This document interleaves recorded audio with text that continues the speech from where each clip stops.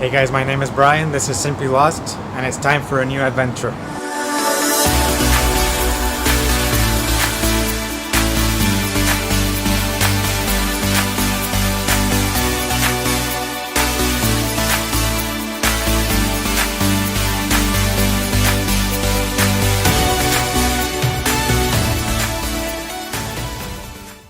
Today we're going to be exploring the Latin Quarter, which is known for its student life and lively atmosphere, and it's located in Paris's 5th and 6th districts.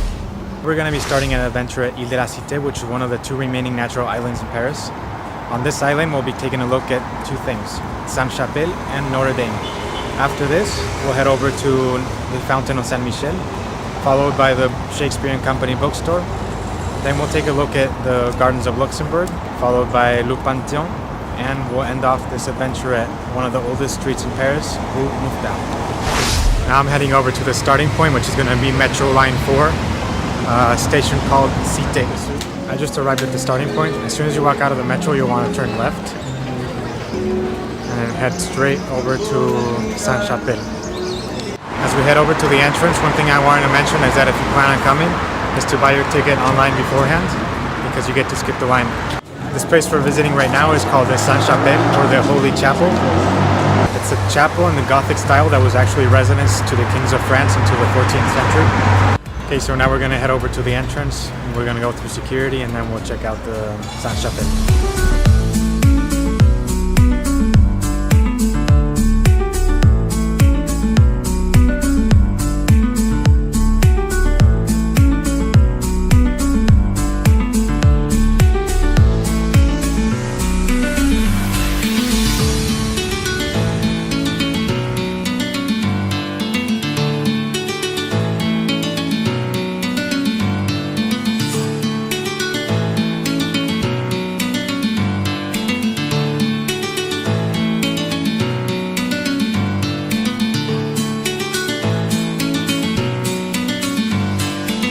Now let's go over to our second stop of the adventure, which is Notre-Dame.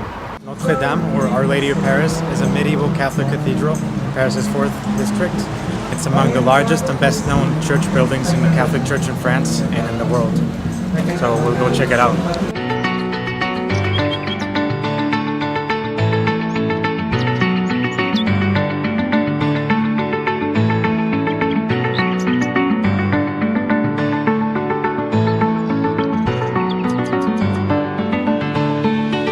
There's not much of a line today, so we're just going to go straight in.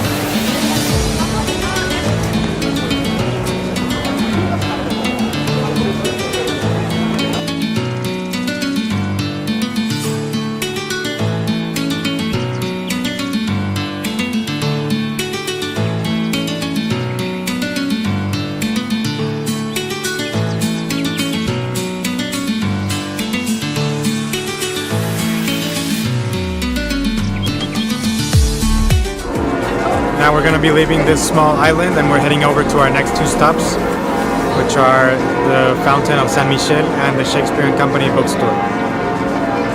We're actually not too far from the fountain. We're going to be walking along the river, the Seine, so you can see all the little shops and see all the activity around here.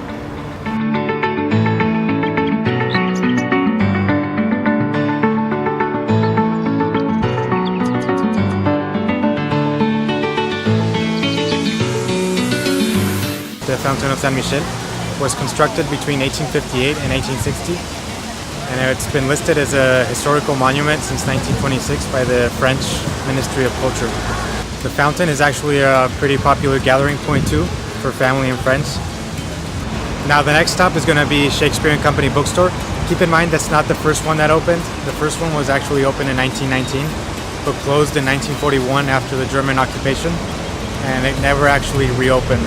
We're going to be visiting the more recent one that opened in 1951 and that is still open today. When this bookstore was opened in 1951, it wasn't actually called Shakespeare & Company. It was originally called Rue Mouffetard.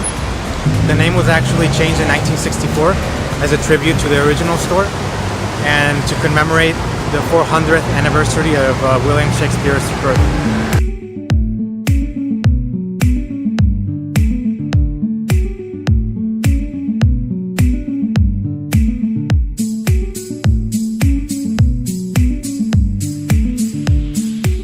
We'll be looking at the inside in a minute, but I just wanted to give you a few facts before we go in. The bookstore has new and second-hand books. It also serves as a free reading library and it's open to the public. Another interesting fact is that it houses aspiring writers and artists in exchange for work. Reading through the history online, I actually found out that it's housed 30,000 people since it opened in 1951. So that's pretty cool. Now it's time to go in, so let's go see what it's all about.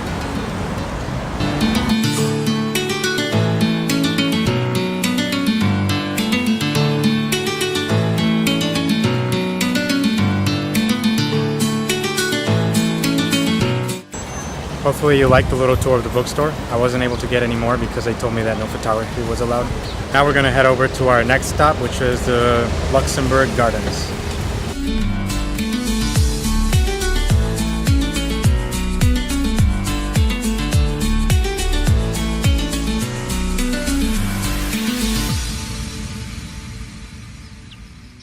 I just arrived at the Luxembourg Gardens. I'm going to be walking around a little bit to show you around, but I'm not going to be walking through the whole thing because it's 23 hectares.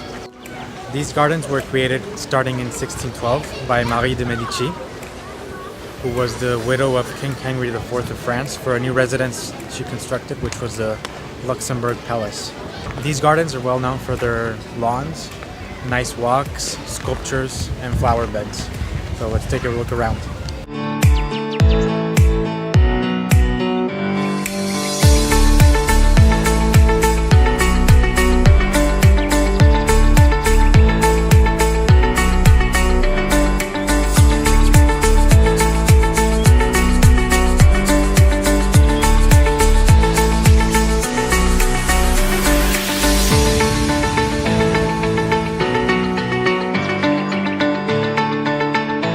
I just exited the gardens.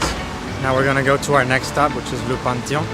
I'll explain a little bit when we get there about what it is. Basically, we're just gonna go to the main street here, and we should be able to see it right away. In fact, we might be able to see it. Yeah, it's right there. We can see it a little bit better. It's right there. So the Le Panthéon is a mausoleum that houses the remains of some of Paris's most famous citizens, including Victor Hugo, Émile Zola, and as of 2002, Alexandre Dumas. So we're gonna go check it out, probably just from the outside. I'm not sure if it's open.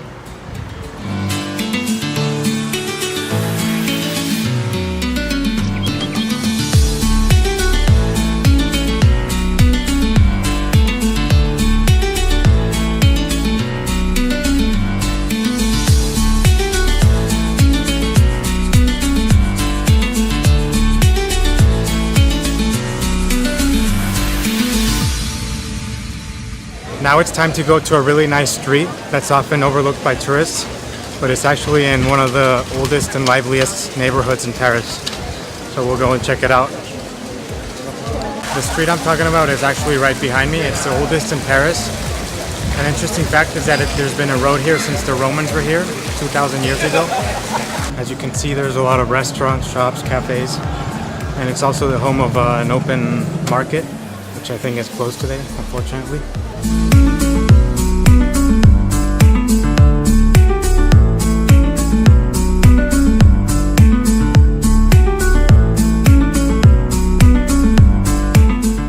Okay guys, that's going to be it for this adventure. I hope you join me next week. I'm going to be exploring the area around Opéra Garnier, including the opera, another incredible view of Paris, a unique Starbucks, and the Pont des Arts. If you like this adventure, make sure you click on the subscribe button right here. And if you want to see another adventure, make sure you click on the button on this side. Thank you guys for watching. See you soon. And remember, adventure awaits. Go find it.